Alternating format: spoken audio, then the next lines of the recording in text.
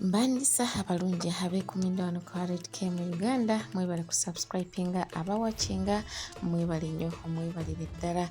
Olunaku olwaleero nzize wano n'akaddagala. Eddagala lino abangi temulimanyi naye ng'eddagala lino ligenda kuba nga likuyamba bulungi, ligenda kukolera nnyo bw'oba nga otawaanyisibwa nnyo n'okukolola okukalu. Bw'okolola owulira n'obulumi mu bulako muno, eddagala lino ligenda kukolera mukwano.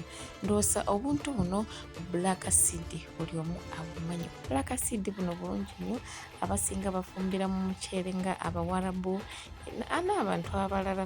Osobola kufumbira mu mmere, mu muceere okwo, osobola kufumba mu nva kubanga ofumbye enva n'okateekamu, naye era bw'okakaaya kakaawamu katesitingako nga kamulala biki ebintu bwe bityo, naye ng'era kakambwe nnyo bw'ogamba nti otoola kamu n'okaaya nga tomaze kukafumbako, kakambwe. Naye era ekintu kyonna ekirungi ekigenda okwonya kibeera kikaawa, naye era oguma n'omala n'ogirya. Bw'olya ekintu ekyo jjukira ogenda kuba ng'otereerera ddala.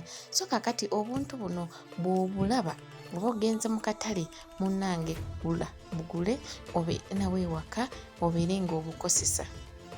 Gwe ali osumbuwa okukololako kutawaanya, omiza eddagala, zimanyi syrups, naye nga tolaba enjawulo, weekwate obuntu buno.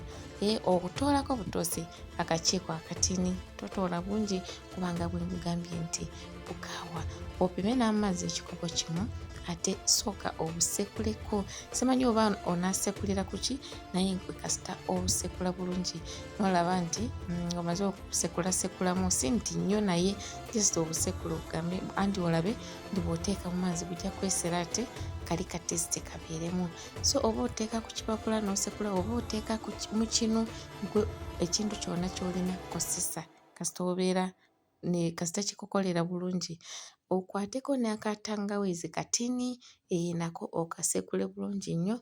Obuntu buno obikole mikisi ofumbe, obifumbire ddala ddakiika nga 5, ofumbe bulungi nnyo ate omale ogye ku muliro.